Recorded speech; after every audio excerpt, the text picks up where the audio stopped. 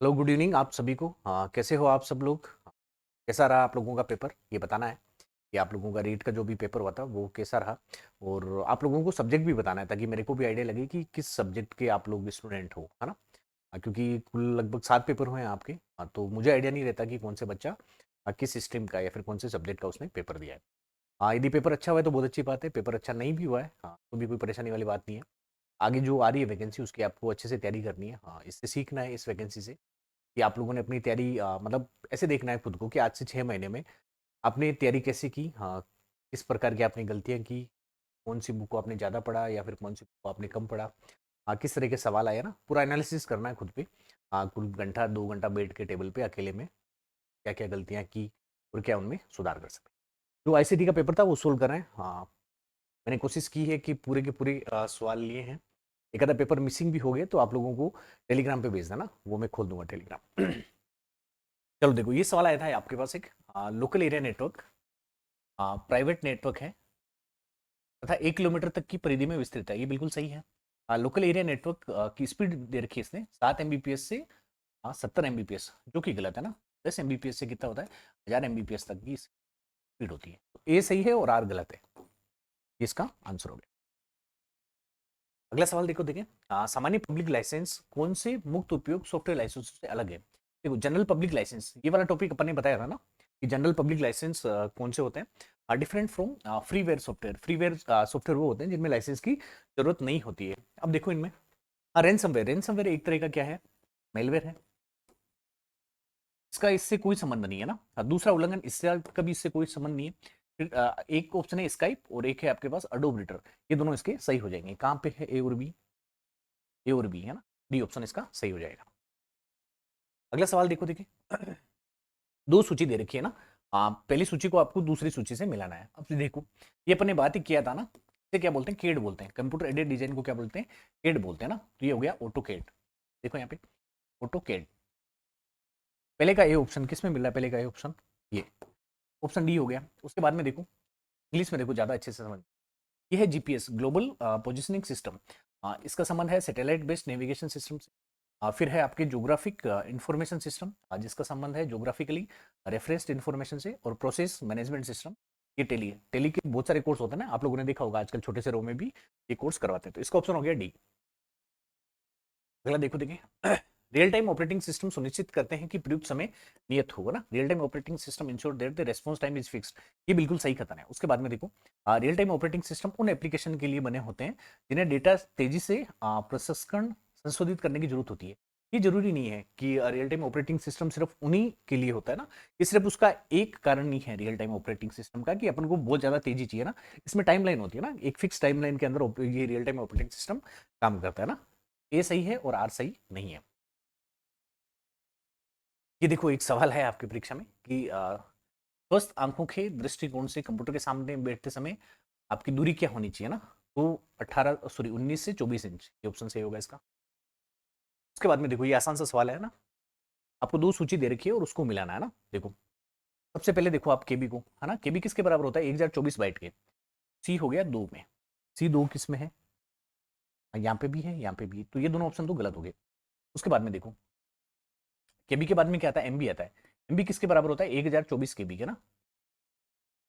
तो पहले का तीन कहाँ पे आ रहा है, दोनों क्या आ रहा है। तो ये ऑप्शन सही हो गया। उसके बाद में देखो बी का 4, 1 GB। 1 GB किसके बराबर होता है, 1024 के। 1 TB किसके बराबर होता है, 1000 GB। तो इसका सी ऑप्शन सही हो गया। इस मेमोरी के पार्ट से लगभग हर पेपर में एक आधा सवाल मिला ही है आपको। और ये बहुत आसान सा टॉपिक था ना, जो अपन ने अच्छे से कवर किया था। चलो अगला देखो सरकार ने ये कुछ आपको कथन दे रखे हैं, आपको बताना है इनमें से कौन सा सही है, यही पूछा ना। चलो, सरकार ने 2014 में डिजिटल इंडिया नहीं, डिजिटल इंडिया प्रोग्राम शुरू किया था 2015 में। ये ऑप्शन गलत हो गया ना। इसमें भी ये आ रहा है, इसमें भी ये है, इसमें भी है। तो बी ऑप्शन सही हो गया। बाकी सारे ऑप्शन सही है ना। बाकी आप लोग पढ़ना, सारे ऑप्शन सही है। यदि आपने ये सवाल अपन ने किया था, है ना, मैराथन क्लास में किया था कि डिजिटल इंडिया प्रोग्राम कब स्टार्ट हुआ था ना, वो हुआ था 2015 में। तो यदि आपको एक ही चीज पता थी तो सारे के सारे ऑप्शन इससे हट रहे थे बाकी। बिटकॉइन क्या है, बिटकॉइन एक प्रकार की क्रिप्टो करेंसी है ना, क्रिप्टो करेंसी। बिटकॉइन का लगभग 3-4 सवाल आ चुके हैं आपकी। पिछली बार परीक्षा में भी आया था और इस बार भी आपको सवाल मिला है। अगला देखो, देखिए, हाँ, डेटा की प्रसंस्करण है ना, प्रोसेसिंग के लिए उत्तरदायी होता है, और ये प्रसंस्करण के लिए डेटा स्टोरेज यूनिट है ना, से प्राप्त करता है, डेटा प्राप्त करता है। किससे प्राप्त करता है, कौन है इसमें, वो है कंट्रोल यूनिट है ना। एक इसमें फेच होता है ना, एक इंस्ट्रक्शन होती है फेच। आप कभी पढ़ोगे आप माइक्रो प्रोसेसर डिटेल में, तब आपको पता चलेगा कि फेच का ये मतलब होता है कि जो भी आपको डेटा चाहिए उसको सबसे पहले क्या किया जाता है, फेच किया जाता है, उसका एड्रेस दिया जाता है, और एड्रेस के उस एड्रेस में जो भी डेटा है उसको लाया जाता है। तो इसका सही आंसर होगा कंट्रोल यूनिट।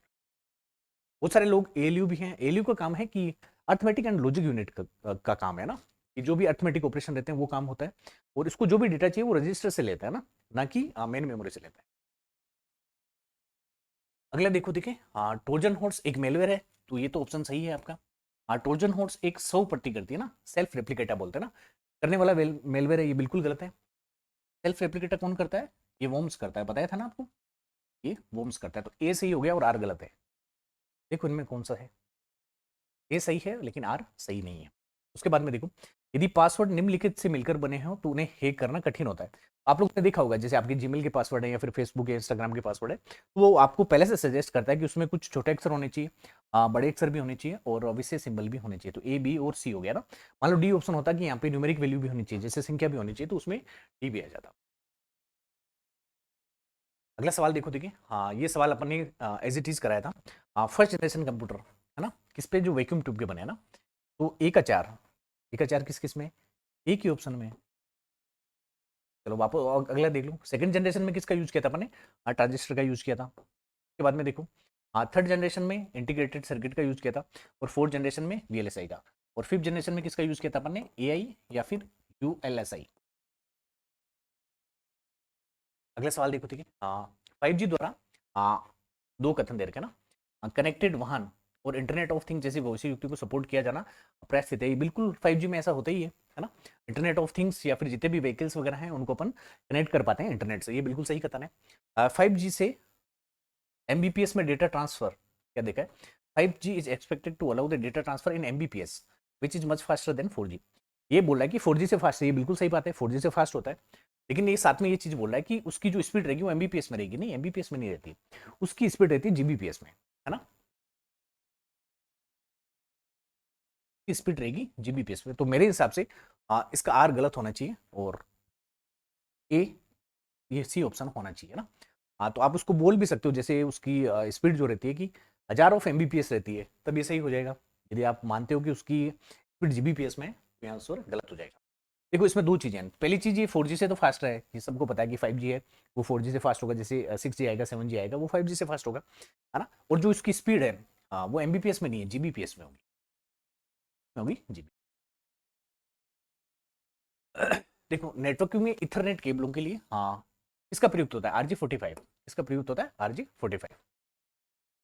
अगला सवाल, हाँ, डेटा ट्रांसमिशन के लिए सामान्यतः प्रयुक्त वायर युक्त वाइड मीडिया कौन कौन से, बताओ, देखिए वाइड मीडिया कौन कौन से। तो रेडियो तरंगें तो नहीं हो सकती ना, वाइड, वायर युक्त पूछा है ना, वायर्ड पूछा है, मतलब दो डिवाइसों को अपन वायर से कनेक्ट करें। तो अपने बताया था कि वायर से कनेक्ट करने के तीन ही तरीके हैं अपने पास, देखो इनमें से कौन कौन से हैं। ट्विस्टेड पेयर बिल्कुल सही ऑप्शन है, एक इसमें आ रहा है। उसके बाद में देखो भी, रेडियो तरंगें, ये तरंगें यूज नहीं होती है, अवरक तरंगें भी यूज नहीं होती है। उसके बाद में है आपके पास फाइबर ऑप्टिक्स, बिल्कुल सही है, फाइबर ऑप्टिक्स, ए और डी, आंसर हो जाएगा ए और डी। और एक तीसरा ऑप्शन कौन सा था, को एक्सियल केबल। देखो देखिए, हाँ, किसी समाज को गोपनीय रूप से सुनना स्नूपिंग कहलाता है, बिल्कुल सही है, हाँ, उसे क्या बोलते हैं, स्नूपिंग बोलते हैं। अगला ऑप्शन, हाँ, स्नूपिंग और इवेज ड्रोपिंग से अलग नहीं है, बिल्कुल अलग है, सिर्फ ए ऑप्शन ही सही है। कहाँ है, ये सही है, आर सही नहीं है। हाँ, स्नूपिंग और यूज ड्रोपिंग अपन ने देखा था, मैराथन क्लास में भी देखा था, और जब ये वाला अपन पार्ट कर रहे थे, वायरस वाला पार्ट कर रहे थे नेटवर्क सिक्योरिटी का, उस समय भी देखा था। जैसे स्नूपिंग में मैंने ऐसा बताया था कि दो लोग जो बात कर रहे हैं उनकी बात सुना, उन्हें क्या बोलते हैं, स्नूपिंग बोलते हैं। और स्नूपिंग में ये होता है वो रियल टाइम में नहीं होता ना, जबकि इवेज ड्रोपिंग में होता है। मैंने डायग्राम बनाया था ऐसा, एक लड़का और एक लड़की बात कर रहे हैं, एक तीसरा बंदा है जो काली टोपी लगाए है, वो इन दोनों की बात सुनता है ना। तो इवेज ड्रोपिंग होता है वो रियल टाइम में होता है, जबकि ये रियल टाइम में नहीं होता है। अगला सवाल देखो, देखिए, हाँ, दो सूची उनको आपको मिलाना है, पहली और दूसरी सूची को कैसे ही मिला लो। हाँ, सेकेंडरी मेमोरी कौन सी, इसमें हार्ड डिस्क है, एक हो गया चार, पहला गलत हो गया ना, एक का चार बाकी जगह मिला है। प्राइमरी मेमोरी कौन सी है, रैम, रैंडम एक्सेस मेमोरी को अपन क्या बोलते हैं, प्राइमरी मेमोरी। तो बी का दो, बी का दो एक ही ऑप्शन में आ रहा है ना। फिर वापस देख लो, सी का तीन, ऑपरेटिंग सिस्टम, हाँ सिस्टम सॉफ्टवेयर, बिल्कुल सही बात है। हाँ एप्लीकेशन सॉफ्टवेयर, हाँ पिकासा का डी ऑप्शन। इस साइड आपको सही से दिख रहा है या नहीं दिख रहा? चलो कोई नहीं, देखो यहाँ पे लिखा है वायरस, यहाँ पे लिख रहा है वायरस, यहाँ पे लिखा है वो, हाँ यहाँ पे लिख रहा है ट्रोजन हॉर्स, ठीक है ट्रोजन हॉर्स।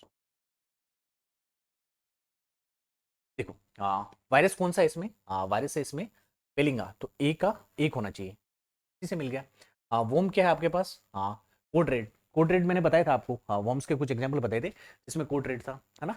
और ये ट्रोजन हॉर्स है आपके पास, क्या है सब सेवन, सब सेवन एक ट्रोजन हॉर्स है, और इसमें में क्या है फिशिंग साइट में लिखना ना, तो इसका डी ऑप्शन हो गया। अगला सवाल देखो, देखिए ये थोड़े है ना धुंधले दिख रहे हैं, हाँ मैंने इनको एडिटिंग, कोई बात नहीं। वाइड एरिया नेटवर्क लगभग 1000 किलोमीटर के क्षेत्र में विकसित होता है, ये बिल्कुल सही बात है। जो सबसे बड़ा नेटवर्क होता है वो वाइड एरिया नेटवर्क होता है। उसके बाद में ये लिखा है कि वाइड एरिया नेटवर्क विविध स्थानीय व महानगरीय क्षेत्र नेटवर्कों को असंयोजित मतलब डिस्कनेक्टेड, इसका मतलब होता है डिस्कनेक्टेड, डिस्कनेक्टेड अपन डिस्कनेक्शन के लिए यूज थोड़ा करते हैं, आपस में कनेक्ट करने के लिए यूज करते हैं। आर वाला क्या हो गया गलत, इसमें ए सही है और आर गलत है ना। सवाल देखो, देखिए नेट शिष्टाचार में कौन कौन सी चीजें शामिल है। नेट शिष्टाचार में ए बी और सी तीनों शामिल है, कहाँ पे ए बी सी डी इसमें शामिल है।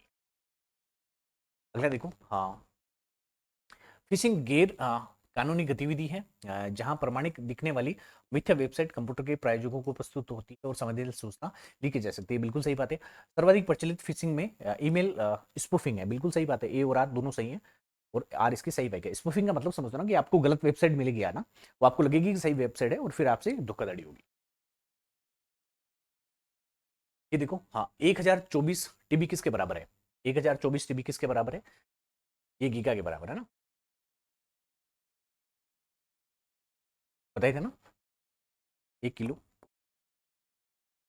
मैगी खाकर, 1 मिनट रुको ना, तेरा पेट एक्स मोटा हो गया ना, ये बताए थे ना। देखो क्या पूछा आपके पास, 1024 टीबी, ये है टेरा, टेरा के बाद में क्या आएगा टेरा, टेरा के बाद में क्या आता है पेटा आता है, कहाँ पे लिखा है पेटा, ये होगा, एक पेटा बाइट के बराबर होगी। उसके बाद में देखो ये एक और सवाल आया आपके पास, मेमोरी का ही सवाल है।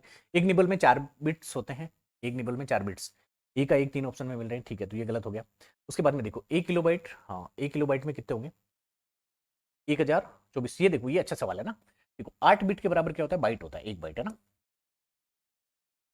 तो 1 किलोबाइट में कितने होंगे, 1024 बाइट होंगे। हाँ, बी का दूसरा, बी का दूसरा कौन सा, ये बी ऑप्शन सही हो गया। आगे देखो 1 मेगाबाइट, 1 मेगाबाइट में बिल्कुल सही है ये होता है, और 1 बाइट में 8 बिट होता है, तो बी ऑप्शन इसका सही हो गया।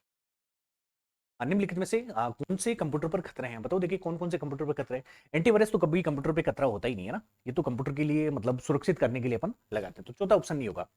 डी कहाँ कहाँ पे, यहाँ पे, यहाँ पे, तो बी ऑप्शन सही हो गया।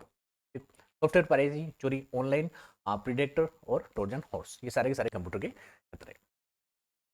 देखो आगे देखो, एंटीवायरस टूल हमें ईमेल अथवा फाइलों में वायरस की पहचान करने, सहायता करने और इस प्रकार के हमारे कंप्यूटर को रक्षा करता है। बिल्कुल, एंटीवायरस को अपन यूज इसलिए करते हैं कि जो भी फाइलें अपने पास आए डाउनलोड करें ईमेल से या फिर कैसे पेनड्राइव से डाउनलोड करें, सबसे पहले उन फाइलों को देखना कि फाइलें सही है या नहीं है ना। फायरवेल कंप्यूटर की सुरक्षा नहीं कर सकती, फायरवेल को तो अपन कंप्यूटर की सुरक्षा के लिए लगाते हैं ना। फायरवेल का मतलब ही क्या है, फायर का मतलब आग और वाल का मतलब दीवार, कंप्यूटर की सुरक्षा के लिए लगाते हैं। ए सही है, आर सही नहीं है। उसके बाद में देखो आई गूगल याहू किसके उदाहरण है, ये है वेब कंसोर्टियम के। अब देखो वेब पोर्टल के उदाहरण नहीं है, अब वेब पेज के उदाहरण नहीं है, वेब सर्वर के उदाहरण नहीं है, तो किसके होंगे जी, वेब कंसोर्टियम के। उसके बाद में देखो वेबसाइट किसका संग्रह होता है, वेब पेजेस, एक वेबसाइट में बहुत सारे वेब पेजेस होते हैं, जिसे क्या बोला जाता है, वेबसाइट बोला जाता है। इतना ही मैंने अपनी तरफ से सारे क्वेश्चन कवर किए हैं, यदि आपको लगता है कि कुछ क्वेश्चन मिसिंग भी हो गए, क्योंकि मैंने जल्दबाजी में ये बनाया अभी, तो आप लोग, मैं टेलीग्राम पे आपको ओपन कर दूंगा कि हर लोग चैट कर सकते हैं या फिर हर लोग मैसेज भेज सकते हैं, तो आप मेरे से सवाल पूछ सकते हो ना। यदि आपको लगता है कि कोई भी सवाल जो बचा है, तो आप स्क्रीनशॉट लेके मेरे को सवाल पूछ सकते हो ना। तो देखो मेरा भी ये पहला पेपर था, मैंने पहली बार रीट के लिए आईसीटी पढ़ाया था, और बहुत सारे सवाल आए हैं अपने जो पढ़ाए हुए में से आए हैं। मुश्किल से 2-3 सवाल हैं जो शायद अपन ने कवर नहीं किए थे, बाकी जो 90 to 95% अपन ने लगभग कवर किए थे। और आपको मैं प्रूफ नहीं दे रहा हूँ ना, कि मैं पुराने सवालों को यहाँ पे प्रूफ लगाऊं फिर इसका आंसर लगाऊंगा ना और शोबाजी करूँ, ये सब जरूरी नहीं है ना। तो आप लोगों को देखना है कि कितने सवाल आपके सही हैं, और वैसे आंसर की आपकी आ ही जाएगी 2-4 दिनों में। और आप लोग कमेंट करके बताओगे ना कि कैसे क्या नंबर बना, कैसा आपका पेपर हुआ, किस सब्जेक्ट में आपको लग रहा है और वीक हो ना, तो और कोशिश करेंगे। यदि आपको लगता है किसी पर्टिकुलर सब्जेक्ट में, जैसे साइंस हुआ, मैथ हुआ, इंग्लिश हुआ, यदि आपको लगता है कि इसमें कुछ ज़्यादा वीक हो, तो आप लोग मेरे को सजेस्ट कर सकते हो कि सर हमें इसमें भी कुछ पढ़ाना है ना। Thank you.